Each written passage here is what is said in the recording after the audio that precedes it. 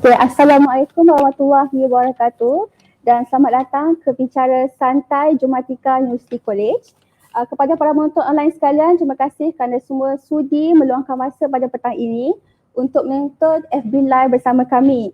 Dan yang sedang menonton siaran, jangan lupa share video ini kepada rakan-rakan anda. Dan saya pada petang ini, anda semua bertemankan saya Mahfuza sebagai moderator anda. Dan kita bersama dengan panel yang dijemput daripada Fakulti Seni Bina Ukur dan Harta Tanah. Iaitu saya kenalkan dahulu panel di sebelah hujung kiri saya, iaitu Profesor Madya Khalid bin Ahmad, merupakan pengarah infrastruktur di Jumatika University College, dan di sebelah kiri saya adalah Cik Rafidah Samsudin yang merupakan pensyarah di Fakulti Seni Bina Ukur dan Harta Tanah. Dan saya mengucapkan selamat datang kepada kedua panel kita pada petang ini. Dan semoga pada petang ini kita dapat banyak informasi berkenaan dengan topik kita, iaitu mengenai dengan career pathway in architecture ataupun hala tuju dan perjalanan sebagai graduan seni bina. Okay. Dan sebelum itu kita lihat dulu video daripada Jumatika University College.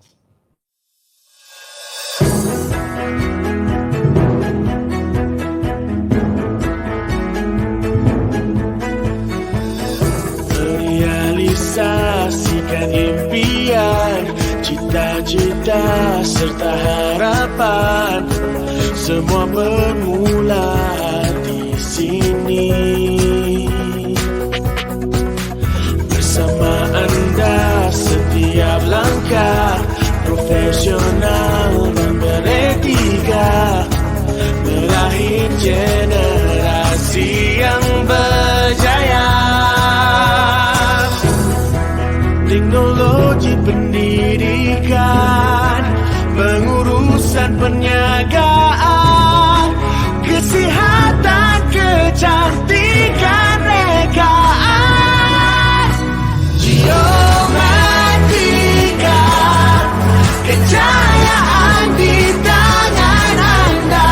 Geomatika, GUC. Geomatika, kehidupan lebih bermakna. Geomatika, GUC.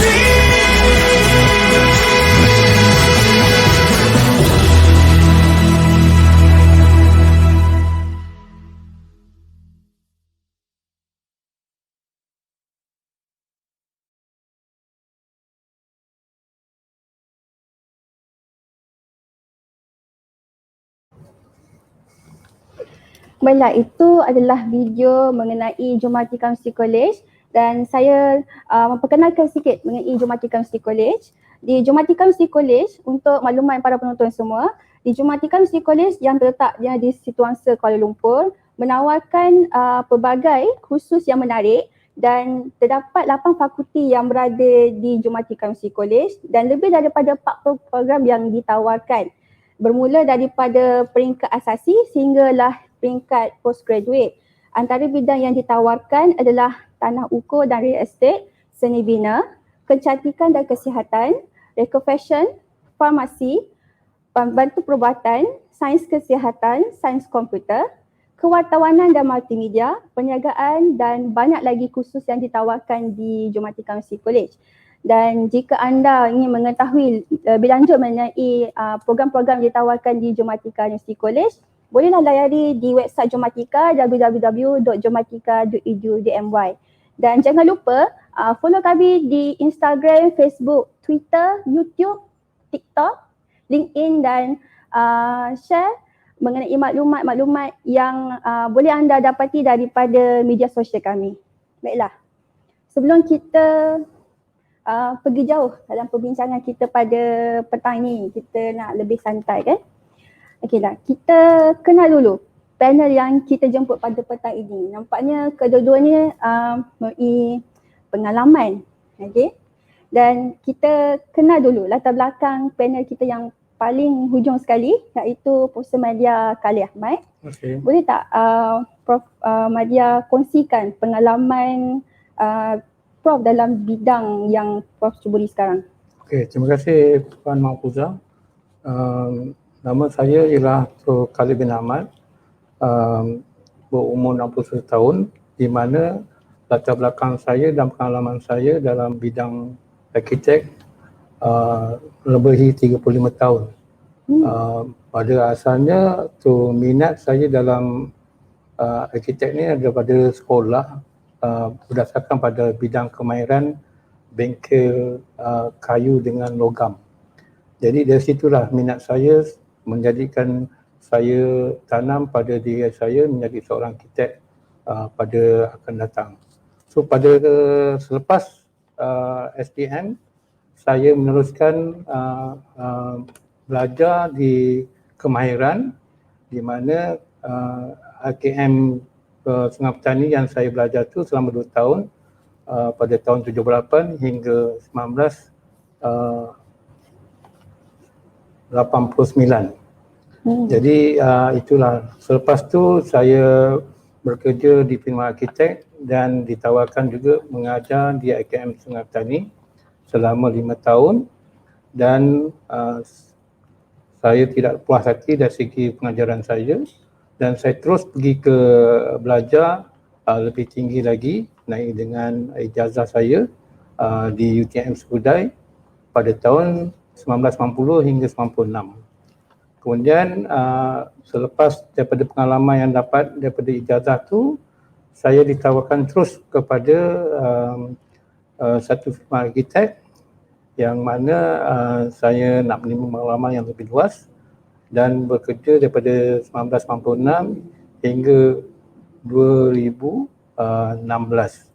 Jadi lebih kurang dalam tu 20 tahun ke atas. Jadi pengalaman yang saya ada tu menjadi seorang arkitek tu, saya rasa saya bangga dan saya puas hati setakat inilah apa yang saya ada.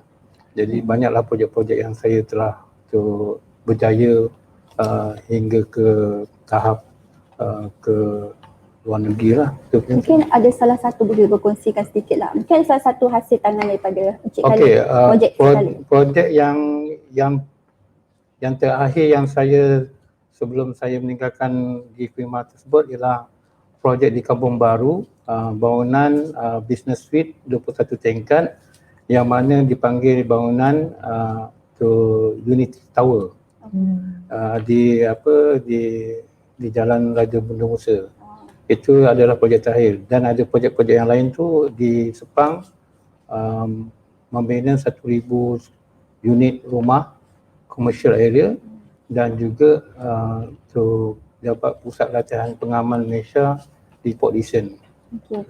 Itu begitu lama penglibatan Prof Khalil kita dalam bidang seni bina, bukan sahaja dalam bidang akademik seperti yang Prof kata tadi, ada mengajar di AKM dan masuk dalam bidang industri, dan semestinya pengalaman tu sangat berharga, bukan pengalaman yang kata sekejap Okay. Apa kata kita kenal dulu pula kepada kita punya panel kedua. Bagaimana perjalanan Cik Rafidah dalam bidang ni? Okey, nama saya Rafidah binti Samsudin. Saya merupakan pensyarah di Jematika University College selama dah sudah hampir 4 tahun. Okay. Mula sekali saya berminat sebab saya suka melukis. Suka melukis? Ya, saya suka melukis dari even masa saya tingkatan 4 saya ambil lukisan kejuruteraan. Okay. Dari situ tamat belajar SPM, saya meneruskan saya apply universiti pun dalam bidang seni bina. Saya apply ke Universiti International University IIM Gombak lah. Di situ saya menghabiskan ijazah lah, graduate dengan ijazah dan keluar menjadi seorang interior design dan kemudiannya sebagai seorang pembantu arkitek. Di situ bidang yang berbeza tapi still relate kan. Okey, kemudian saya menyambung pengajian dalam Master of Architecture selama 2 tahun di UiTM Shah Alam. Okey, di sini saya selepas itu saya keluar dan saya rasa saya ingin menjadi seorang pendidik. So dari situ saya apply ke Geomatika University College dan saya menjadi seorang arkitek lecturer sehingga sekarang. Okey. So bila kita dengar latar belakang pensyarah di Geomatika University College ni, semestinya mempunyai pengalaman dalam bidang industri yang sangat berguna, yang boleh dikongsikan kepada pelajar-pelajar, terutamanya pelajar-pelajar ni perlukan mereka yang ada pengalaman di industri, kerana pengalaman di industri tu lebih realistik, lebih kata seperti yang sebenar. Jadi perkongsian tu sangat berguna lah jika dibawa ke dalam silibus, dalam pembelajaran kan. Okeylah. Bila kita lihat kepada laluan kerjaya kedua-dua panel kita lah, masing-masing mempunyai pengalaman, masing-masing mempunyai cerita dan kisah masing-masing. Jadi boleh tak kita terangkan secara ringkas lah bagaimana perjalanan ataupun kata pathway student yang daripada Sri-Bina atau architecture ni daripada peringkat bawah sehingga boleh melayakkan mereka menjadi seorang arkitek profesional. Okey, itu sebagai laluan itu macam saya lalui sekarang, hampir sama. So dari SPM, sebenarnya dia akan apply dari SPM lah. Yeah. So bermula dari selepas SPM, pelajar tersebut boleh mengambil diploma seni bina. Dari situ setelah tamat, dari situ dia akan mengambil masa almost 3 tahun. Okay, dan tamat sahaja pengajian diploma selama 3 tahun, individu tersebut bolehlah sama ada memilih untuk menyambung pengajian ke ijazah ataupun menjadi seorang draftman atau pelukis plan. Kemudian dia bolehlah menyambung pengajian tahap ijazah seni bina. Pengajian tersebut mungkin mengambil masa 2 hingga 3 tahun bergantung kepada tahap pengajian yang sebelum. Mungkin dia ambil diploma, mungkin ada yang terus direct kan. So and then dari situ setelah tamat dia boleh menjadi seorang pembantu arkitek di firma-firma arkitek di Malaysia. Kemudian setelah tamat dan mengambil pengalaman yang sepenuhnya, so dia akan boleh apply untuk masuk ke Master of Architecture di peringkat sarjana. Di sarjana tamat saja dia boleh mendapat title sebagai graduan arkitek. So bila graduate arkitek ni, so maksudnya dapat title arkitek lah kan. Betul. So and then untuk mendapat title sebagai professional arkitek, individu tersebut dia ada syarat dia. Dia kena at least bekerja minimum 2 tahun dan menguruskan projek dan pada masa yang sama dia perlu membuat buku log. Buku log itu function dia sebenarnya adalah untuk merekodkan kerja-kerja yang dilakukan seharian. So dari situ lembaga arkitek akan semak lah apa yang, so dia layak ke tak untuk mengambil peperiksaan tersebut. Jika layak, dia boleh mengambil peperiksaan tersebut dan jika lulus dia mendapat title AR. Kalau engineer dipanggil IR kan. Tapi kalau architecture dipanggil AR. AR dia benda architect registered lah. So dari situ beliau bolehlah menubuhkan sebuah firma arkitek di Malaysia. Mendaftarlah kena dengan sah. Okey. So kata perjalanan nak jadi profesional arkitek tu agak lama Hampir kalau mengikut flow yang betul mungkin 7 tahun. Mungkin 7 tahun lah. Untuk minyak. Jadi kata nak jadi seorang profesional arkitek tu memang banyak dia punya kata Kesabaran dia. pahit manis tu ada kan? Ya. Okey. Right. So kalau macam yang Cik Rafi dah terangkan tadi kan, menjadi seorang arkitek berdaftar ataupun register arkitek tu dia punya perjalanan tu perlukan buat buku log dan kita kena letak kena ambil ujian peperiksaan untuk melayakkan diri menjadi seorang arkitek daftar. Jadi mengapa lama nak menjadi tu? Kenapa proses menjadi profesional arkitek tu lama? Adakah dengan kata jangka masa yang diberikan tu ada spesifikasi menjadi ataupun kelayakan standard lah untuk menjadi seorang arkitek? Sebab pertama sekali dia melibatkan keselamatan. Bila keselamatan dia sangat penting. Sebab bila kamu buat satu bangunan itu, akan ada pengguna. Bila ada pengguna, dia menyebabkan nyawa manusia.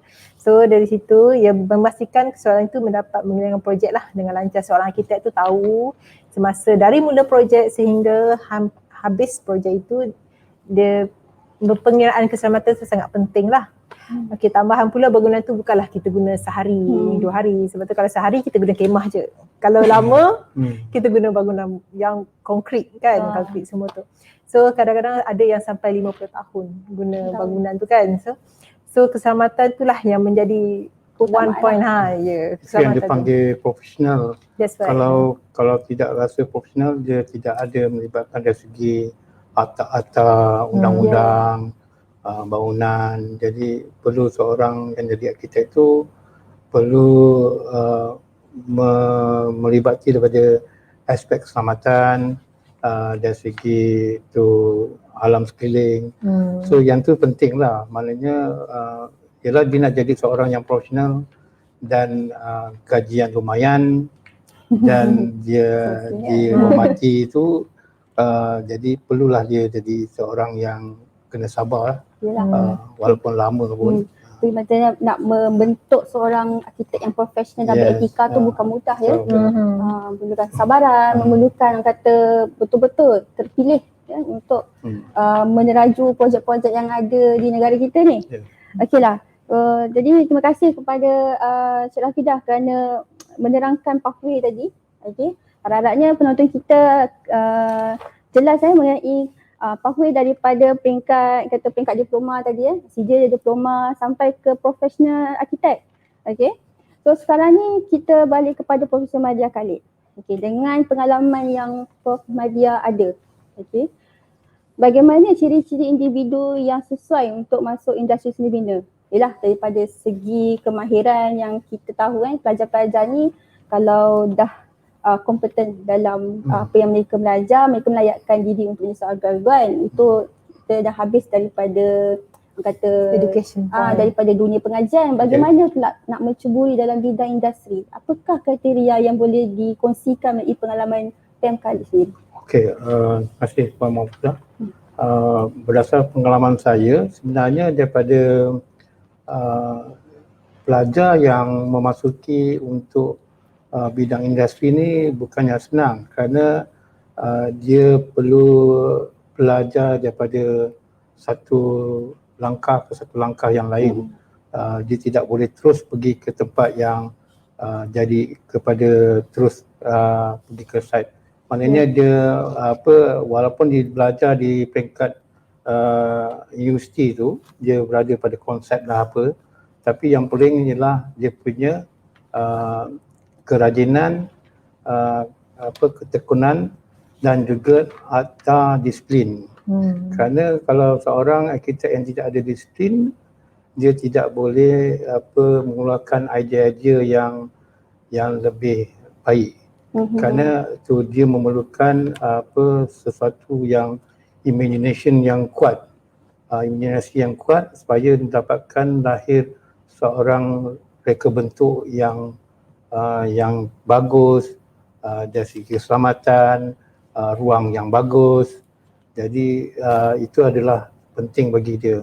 Kerana itu pengurusan masa perlu ditetapkan kerana kita berdasarkan deal dengan klien. Apabila dengan klien memerlukan masa dia. Dan kita sebagai arkitek yang profesional perlu mengikut masa klien. Kalau klien tu mencakap untuk dalam tempoh seminggu saya nak, dan seorang arkitek yang berdisiplin, yang menjalankan tugas yang baik, dia akan perkemaskan dia punya kerja sampai 1 minggu. Itu yang kita terapkan dalam segi pengajaran dalam universiti-universiti lah, supaya masa tu diberi tempoh yang tetap. Maksudnya mematuhi masa tu adalah salah satu pada kriteria yang diperlukan menjadi seorang arkitek yang betul-betul berjaya. Itu dinamakan disiplin sebenarnya. Kalau tidak ada disiplin, dia gagal dalam disiplin pun bukan dia boleh dipelajari, dia perlu dibentuk.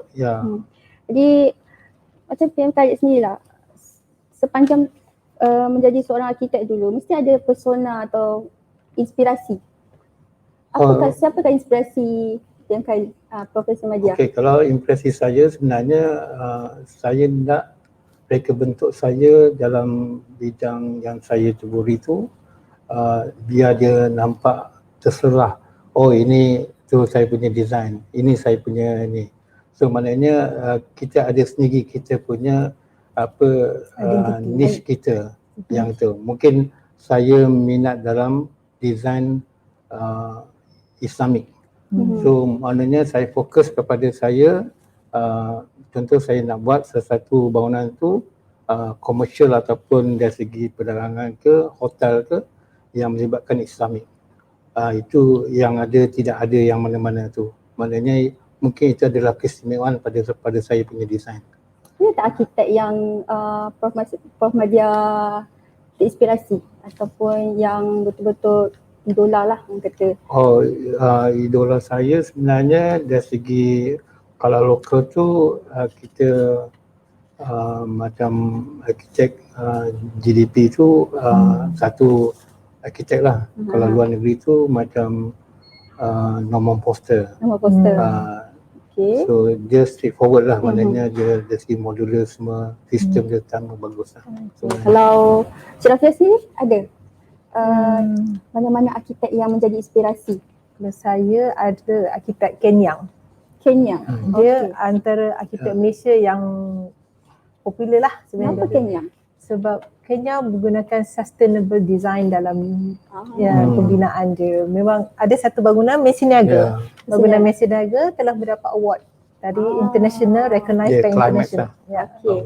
So setiap orang mempunyai inspirasi dan inspirasi tu akan mencetuskan keinginan. Betul. Dia keinginan tu akan mendatangkan minat. Kita lihat perjalanan kita punya panel pun sebenarnya dapat daripada minat dan inspirasi itu sendiri. Baiklah, banyaknya yang dikongsikan oleh Prof Madya Khalid tadi mengenai ciri-ciri menjadi seorang arkitek yang berjaya kan dalam bidang seni bina ni. Satu isu yang kita hadapi sekarang iaitu pandemik. Okay. Bagaimana pandemik yang kita lalui sekarang ni nak meyakinkan pada graduan kita sekiranya mereka kurang mendapat kata tawaran pekerjaan dalam keadaan semasa sekarang ni kan. Jadi adakah mereka berpotensi untuk keluar dari bidang seni bina? Adakah mana-mana kata bidang yang sesuai boleh diceburi sebelum kita nak masuk ke bidang yang lebih profesional lah? Mungkin ada alternatif kepada pelajar? Ya, sekarang kita nampak bila seorang graduate arkitek tu keluar daripada ijazah dia, dah habis lah maksudnya habis ijazah ke habis master, tak semua akan jadi arkitek kan. Tapi daripada ilmu yang didapati semasa dia orang belajar tu seperti software, film editing semua tu. So software tu pula contohnya AutoCAD ke, ada Photoshop ke, SketchUp, Revit. Dari situ dia dah membuka pintu kepada bidang-bidang yang lain. Macam contoh ada Photoshop, you boleh pergi ke bahagian grafik kan. Kalau macam Revit, maybe 3D modeler. Dia mungkin certain kerja tu sebenarnya ada kaitan dengan arkitek tapi dia dah ke tepi sikit, ke lain sikit. Walaupun dia tak ada title arkitek tapi dia still buat kerja yang lebih kurang. Itu juga dengan seorang tu yang bagus daripada lakaran seni bina dia, sketch drawing, dia boleh pergi di mana-mana ruang yang terbuka dan dia duduk dan dia lukis berlainan dengan bangunan ke apa. So itu pun satu pendapatan yang sebenarnya. Jadi bukan senang nak dapat seorang individu yang boleh melakarkan satu bangunan tanpa menggunakan sekarang teknologi yang menggunakan komputer. Jadi itu adalah satu. Itu sebab tu dalam pengajaran kita, dalam institut yang kita ajar ni, dia perlu ada kemahiran melukis. Walaupun tidak mahir, tetapi apabila dilatih sehari-hari, dia akan menjadi yang bagus. Jadi graduan tu tidak terhad pada Yes. bidang reka bentuk sajalah. Betul. Dia boleh orang kata explore ataupun Explore, ya. explore bidang yang lain yang lebih kurang mungkin seni Yes. Dia kata seni tu luas. Okay? Mungkin pelajar tersebut boleh keluar menjadi seorang fotografer, Fotografer ya. lecturer macam saya ataupun menjadi Motif. seorang penulis writer untuk majalah seni bina. Oh, okay. Di Malaysia pun Menarik. kita ada majalah seni bina lah seperti Even yang ada paling- juga arkitek yang menjadikan dia sebagai buat masa sekarang ni dia ambil sebagai bidang kemahiran dia menjadi seorang kontraktor yang kecil-kecil. Membina, dia boleh design, dia boleh deal dengan harga yang dibuat dan juga dengan apa yang dia nak bina. So daripada A to Z tu memang dia seorang Yes, lah yang seorang. boleh handle. Jadi sebab tu kita latih dalam subjek tu dia melibatkan body construction, bagi material, costing. Jadi benda tu sama ada pelajar itu bawa tak benda tu yang dia belajar tu bawa pergi keluar. Sekiranya ada option yang ada. Jadi tak mestinya aku mesti kerja seorang kat firma arkitek. Dia adalah timbul pada diri dia. Mungkin selepas kata pandemik ni dah kembali pulih Yes. mungkin nak beralih kepada minat yang sebenar iaitu Yes. jadi seorang arkitek profesional mungkin jadi sebahagian daripada hobi pula ya. Ataupun hobi, ya. kata kerja kedua. Minat kedua kan. Ada juga arkitek yang menjadi seorang artis. Artis ya. Artis pelukis Malaysia banyak.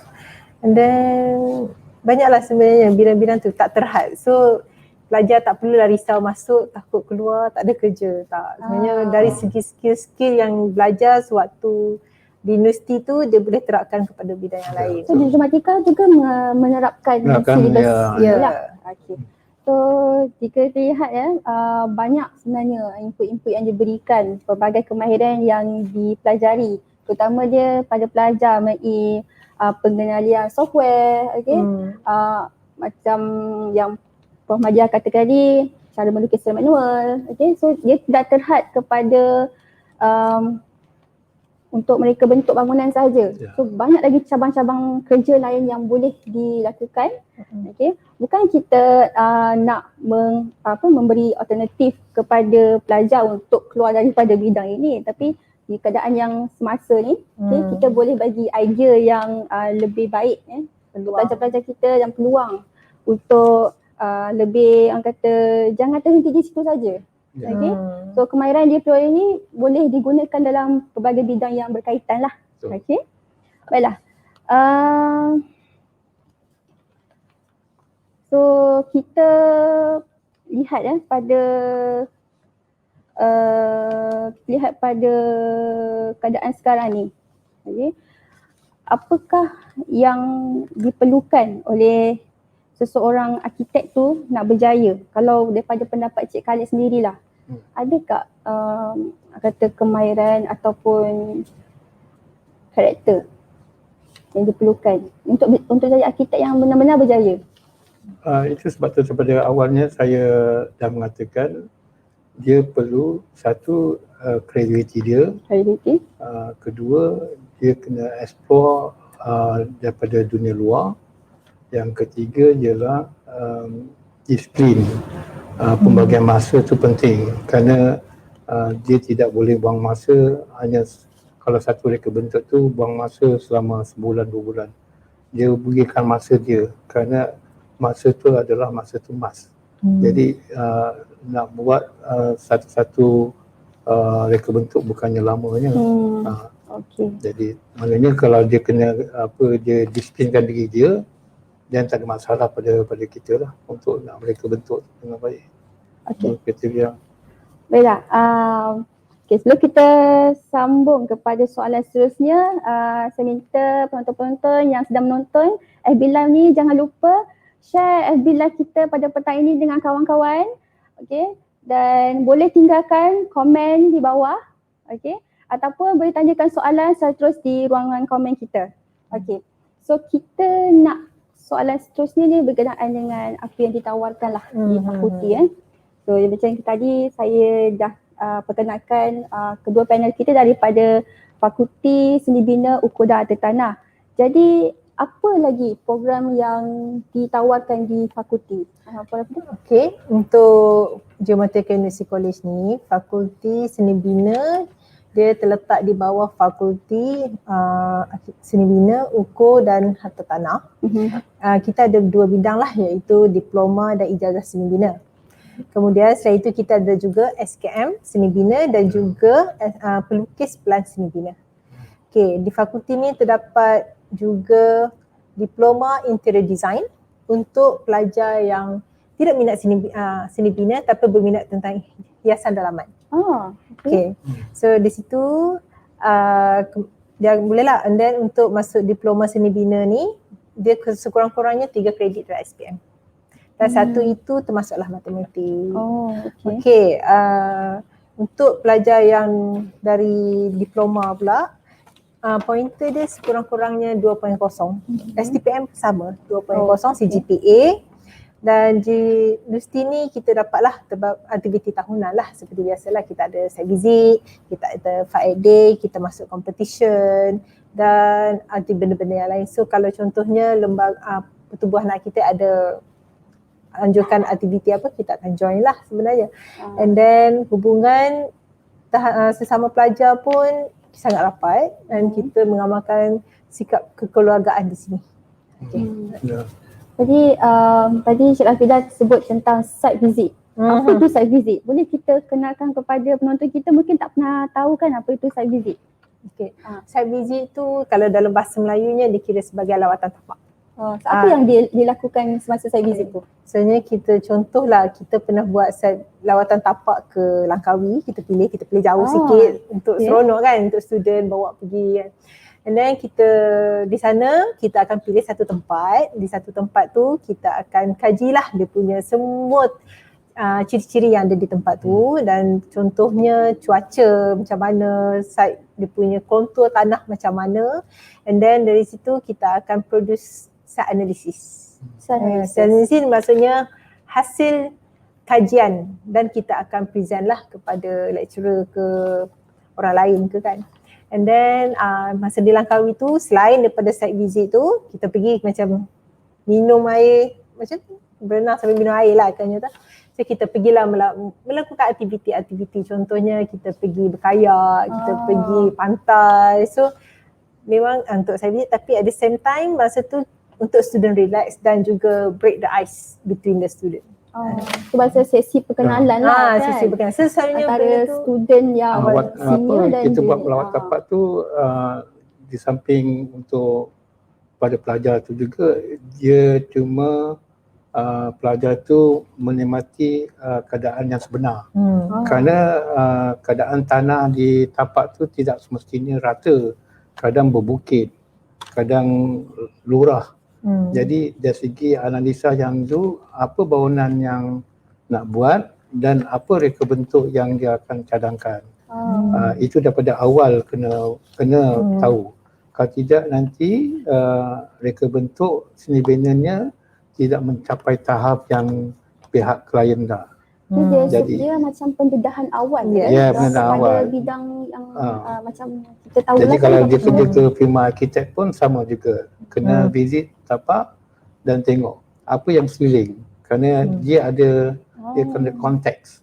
Sebab kalau kita tengok ikut Google sekarang kan mudah kan, guna Google Street. Google Street je dah banyak tapi kan? Kita tak tahu keadaan sebenar. Dari situ juga bukan sekadar untuk tengok site, tapi kita untuk tengok user. Pengguna di situ macam mana? Adakah bangunan saya, macam contoh saya design bangunan, adakah bangunan saya tu akan ada orang datang? So dari situ kita kena kaji dulu, and then kita tengok potensi yang ada di tempat tu, baru kita produce the building. Setakat ni kat mana site visit yang telah dijalankan oleh bawah fakulti? Contoh Kuantan, kita dah pergi ke Banting, Langkawi, Ipoh, dah banyak lah, almost satu Malaysia kita dah. Kita dia kursus ni sangat menarik sebab kita sambil berjalan kita belajar mengenai budaya, seni bina dan kita belajar juga cara untuk berkomunikasi dan bekerjasama sesama rakan. So, dia adalah satu aktiviti yang sangat baik.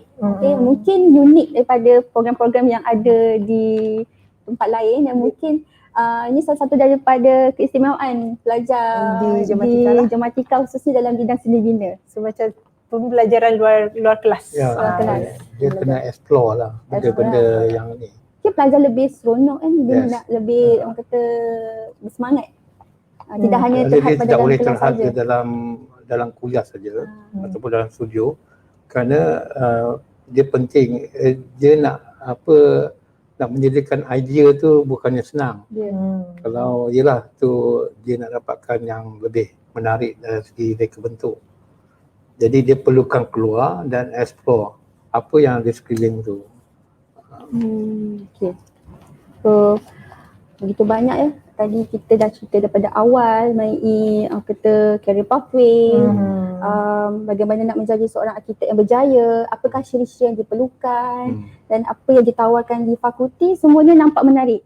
Jadi rasanya informasi yang kita kongsi pada petang ini sangat-sangat berguna lah kalau kita boleh sampaikan kepada rakan-rakan yang ada di luar sana dan jangan lupa kita share sama-sama informasi yang kita ada ni.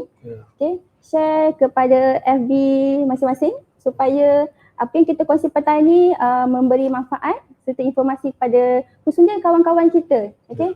Adik-adik SPM kita yang sedang mencari kerjaya, sedang mencari hala tuju. Nak jadi apa kan? Selepas SPM nak ke mana?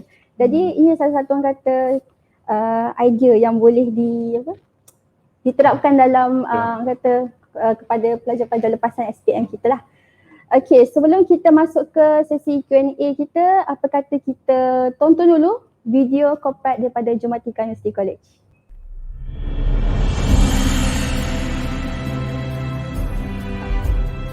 Johmatika was established in 2004 by the name Johmatika College of Technology. We are moving forward in recruiting international students and later changed our name to Johmatika College International up until we were upgraded to University College status in 2014. Being upgraded at University College status, we are moving forward in offering higher levels of academic programs such as degree and postgraduate courses. All programs are adhered to the audit control quality by the Malaysia Qualification Agency or MQA. We also achieved the ISO standard recognition for technical programs delivery to ensure its delivery quality is being maintained. Our aim is to produce future graduates that are competent in the industries and being the top choice among the industry players. We are a high performance company under the Traju and been awarded in 2 consecutive years as Best Top 15 Enterprises in Malaysia. I can say we have a bright company prospect and outstanding total team achievement. Semasa saya berada di Johmatika University College, banyak membantu saya untuk siapkan dan membuatkan saya untuk senang bersedia untuk menyembahkan segala idea dan juga hasil kerja saya. Pensyarah Johmatika University College akan banyak membantu. Diorang semua sangat berpengalaman dan diorang tahu macam mana nak menarik minat pelajar untuk minat dalam bidang yang kita pelajari. Pembelajaran yang saya belajar di Johmatika ni bukan sahaja untuk di satu bidang saja. So saya berpeluang untuk mencuba bidang lain. Now our students consist of more than 27 nationalities, giving the global experience and exposure. We want to make the investment of our students worthwhile with us.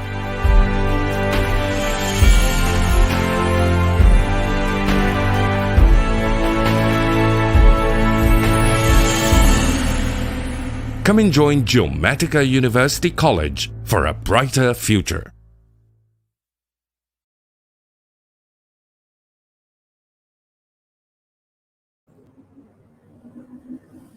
Okay, itu tadi adalah video korporat daripada Johmatika University College dan jangan lupa follow kami di media sosial, Instagram, Facebook, Twitter. YouTube, TikTok dan LinkedIn kita. Dan jangan lupa layari website Geomatika www.geomatika.edu.my untuk mengetahui program-program yang ditawarkan di Geomatika. Dan kita masuk ke sesi yang seterusnya, iaitu sesi soal jawab lah, beberapa soalan daripada penonton kita pada petang ini. Nampaknya hari ini kita ada 4 soalan kita ada beberapa soalan yang menarik. Okey, pertama sekali soalan daripada Fazira Yusof. Okey, bagaimana sekiranya saya pelajar dari jurusan Diploma Interior Design ingin memasuki ijazah seni bina, adakah saya layak untuk masuk? Okey, mungkin Cik Rafidah boleh jawab untuk soalan ni? Ya. Okay.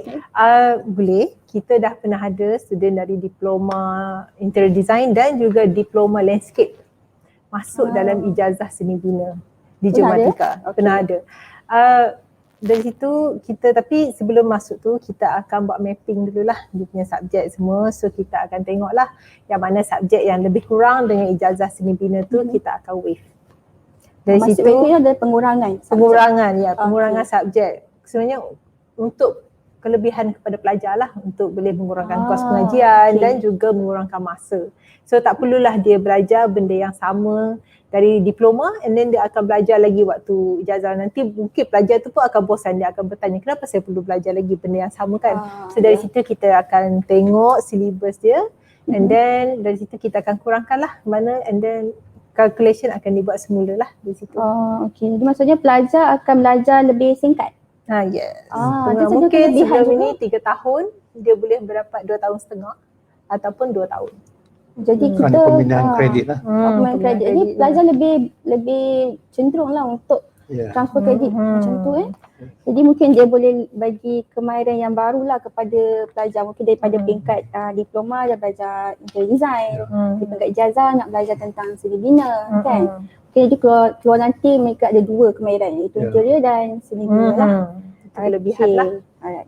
So soalan kedua kita bagi kepada pemadihah kita lah untuk jawab Dalam masa 5 tahun akan datang, adakah program diploma ini masih relevan? Daripada siapa ni? Syira. Okey, daripada Syira. Okey, soalan yang nombor 2 tu sebenarnya dalam masa depan tu masih relevan lagi. Kerana tu arkitek tidak boleh hilang selama-lamanya. Selagi ada tanah di dunia ni, selagi itu boleh buat. Selagi ada bangunan, ada rumah. Selagi bangunan ke, dia nak buat renovation ke apa, still menggunakan seorang arkitek juga. Jadi arkitek tu adalah itu disebabkan pada awal-awal kita dah war-warkan pada kita, katakan kenapa arkitek tu perjalanannya jauh untuk jadi seorang arkitek. Itu sebab tu ST infrastruktur tu perlu adalah sebenarnya. Dia takkan stop setakat tu. Di mana-mana sampai saya tak ada pun mestilah ada lagi seorang arkitek. Kita pun berdasarkan pada sejarah dulu kan. Sejarah dulu pun dah ada bangunan sampai sekarang ni, walau macam mana pun selagi ada tanah di dunia ni, selagi itulah perlukan seorang arkitek. Orang kata tak ada yang lama tak yang baru lah. Dia akan tetap ada lah. Tetap ada lah. Jadi kata kerjaya tu akan ada kesinambungan lah. Tak perlu risau. Tak perlu risau lah. Okay. So macam tadilah Prof Cik Rafidah tadi, bila kita boleh transfer kredit maksudnya kita punya perjalanan tu boleh disingkatkan lah. Masa tu boleh singkat. Mungkin dengan kata peluang diberikan untuk transfer kredit tu, maksudnya perjalanan pathway untuk jadi seorang arkitek tu mungkin ada orang kata singkat sedikit lah kan. Okey. Baiklah, untuk soalan yang ketiga. Okey, ni mungkin daripada international student ataupun daripada penonton kita international Do GUC have any agreement with some company for their student internship? Saiful Rahman Darman. Yes, we do. Actually, we do. We usually apply for internship. When the student got the internship, we do MOU, Memorandum of Agreement. Okay. Then, so it's easier for us to collaborate with the firm and easier for student to intern in the firm. Okay. So, any kind of a company? For example, we do have Architect Kaya Budi, one of the MOU. So that one after we get the first batch, and then we can send another batch for next year. So do you have any international students so far? Yes, we do. One is from Bangladesh. Also Bangladesh. We do have some from is Any from Asian country? yeah, we do have other country, Indonesia, something like that. Alright, okay. So Juicy welcome any student from international student to Maybe join Asian. Asian? Okay, to join us at Juicy so far, and you will learn with both of our panels. Okay, right. So kita pergi ke soalan yang keempat. Okay, ini daripada Azlina. Apakah kelebihan program studi bina di JUC kalau nak dibandingkan dengan program studi bina institusi lain? Siapa nak jawab ni soalan ni? Macam contoh, kita di JUC ni kita akan buat mapping lah kan. Macam kita cakap transfer credit kita akan reduce, and then kita pun ada bantuan lah sebenarnya kan. Macam Yayasan Jumatika akan tolong, and then kita banyak buat blended learning sekarang. So sebabkan pandemik, so kita banyak ada join yang join online class and juga face to face. Maksudnya student tak perlu datang sini setiap kelas. Tapi maybe setengah student dia nak kerja kan, dia nak bekerja kan. So mungkin kita akan arrangekan dia, okay this week pagi je kelas je, and then petang mungkin dia buat online class. So fleksi lah sebenarnya kepada student tu, kita bantu dia sebab student sekarang pun tak semua yang mampu kan. So kita cuba untuk tolong dia macam mana untuk dia survive. Kita tak nak dia terus ketepikan education, tapi at the same time dia boleh buat dua-dua benda yang sama. Adults lah, working adults punya tu, satu working adults lah. Sebenarnya tu di sini bagusnya dia menampilkan pencara dan pengalaman yang ada macam saya ni untuk menambahkan dari segi ilmu yang akan diturunkan kepada seorang pelajar tu supaya dia lebih jadi matang lah untuk menjaga sesuatu arkitek. Jadi itulah yang specialnya dekat Jumatika ini. Jadi kalau dia dapat belajar di sini, saya rasa tu kawasan persekitarannya pun apa yang terbaik lah. Bagaimana hubungan antara pencara dengan pelajar di Jumatika? Adakah di fakulti Pemadiyah mengamalkan budaya seperti keluarga? Kita adakan apa tu, kita panggil dia is a friendship, ada close friendship lah, maknanya meeting place, kita adakan apa discussion. Kita jangan anggapkan student tu sebagai tu seorang yang dia pelajar, kita lecturer. Kita jangan anggapkan itu, pasal kita nak communicate bersama. Kerana kalau kita ada gap, jadi masalahnya dari segi tu susah dia nak bertemu, nak bercakap dari segi apa yang dia puas hati tak puas hati lah. Yang penting ialah tu relationship antara lecturer dengan student, itulah penting supaya dia rasa selesa bila dia masuk kelas, jadi dia tak rasa takut lah. Bagaimana nak merapatkan jurang tu antara pelajar yang kita tahu generasi sekarang ni dengan pensyarah kan, macam yang Madya kan lalui, bagaimana ada jurang dia usia? Kena ikut tu sistem. Generasi Y sekarang ni dia more in teknologi, yang kita punya more yang tradisional. Tapi kita kena blendkan apa yang ada, dan kita kena masukkan supaya benda tu menjadikan satu konsep yang dua-dua boleh pakai. Jadi apa yang pengalaman saya dan apa pengalaman dia, dan kita satukan dia menjadikan satu ikatan yang antara student dengan pelajar tu, antara student dengan pencara tu dapat communicate yang terbaik lah. Itu ya. Okey. Baiklah. Jadi daripada harapnya jawapan yang diberikan oleh panel kita tadi membantulah daripada dari segi pengisian yang diberikan tadi, harap-harapnya memberi yang kata info yang berguna lah kepada anda semua. Jadi kita nak ke seterusnya iaitu sesi akhir kita lah. Okay, kita nak akhiri kita punya program ni dengan sedikit kata-katalah daripada panel kita berkenaan dengan topik petang ni. Boleh kita konklusikan sedikit? Puan Madia? Kalau nak ikutkan daripada apa yang kita bicarakan pada petang ini, agar section yang kita buat ni adalah menepati apa yang kita war-warkan menjadi seorang arkitek, dan fakulti menjadi tempat yang diorang nak belajar lah, supaya dia lebih bermanfaat pada kita lah. Itu yang kita boleh beri tu pada Tidak? Okay, untuk pelajar-pelajar especially yang baru nak apply universiti kan, jangan takut.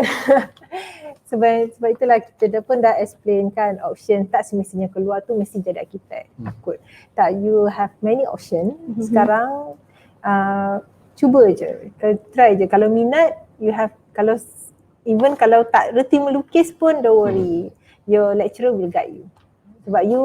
Sebab lukisan tu sebenarnya based on practice. Kalau you reti melukis tapi tak practice, you punya skill sampai situ je. Tapi kalau you still practice hari-hari and then you ada minat yang mendalam, okay, which mean that keazaman itu adalah you punya guide lah sebenarnya. Okay lah. So terima kasih kita ucapkan kepada panel kita ni. Tapi sebelum kita nak akhiri kita punya bicara santai pada petang ini, ingin saya kongsikan sedikit mengenai informasi mengenai Geomatika.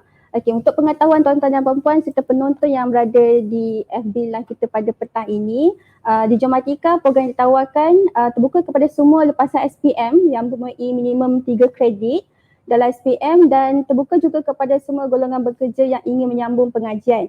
Untuk golongan bekerja, pengajian jarak jauh juga ditawarkan dan membolehkan pelajar untuk belajar secara fleksibel dan lebih tidak mengabaikan pekerjaan dan minat dalam belajar, dan dia lebih boleh menjimatkan masa. Okay? So banyak lagi promosi-promosi yang hebat yang menanti kepada penonton di luar sana. Sekiranya ingin mengetahui promo-promo yang ditawarkan di Geomatika University College, boleh hubungi dengan pegawai pemasaran kami, dan pelbagai antara tawaran yang diberikan ialah allowance sara diri sebanyak RM500, asrama percuma, dan bantuan Yayasan Geomatika, PTPDN dan KDSP. Banyak lagi kata cabang-cabang bantuan pembelajaran yang ditawarkan di Geomatika. Dan sebelum kita mengakhiri, saya ucapkan terima kasih sekali lagi kepada panel kita pada petang ini yang sudilah berkongsi banyak kata daripada awal tadi info-info yang berguna, kata nasihat serta pengalaman kata yang sukalah dibeli. Okay? Dan seharusnya pelajar-pelajar yang kata berminat untuk menceburi bidang seni ini, jangan takut, ceburi saja. Dan anda mungkin jadi salah seorang seperti Puan Madia Khalid ataupun Cik Rafidah kita. So sebelum kita mengakhiri, saya moderator pada ini iaitu Mahfuzah memohon sekiranya ada kesalahan sepanjang kita bersiaran pada petang ini, dan saya ucapkan terima kasih kepada semua yang menonton FB Live kita. Jangan lupa untuk sama-sama menonton FB Live pada minggu hadapan dengan topik-topik yang lebih menarik, dan untuk itu terima kasih dan jumpa lagi. Bye.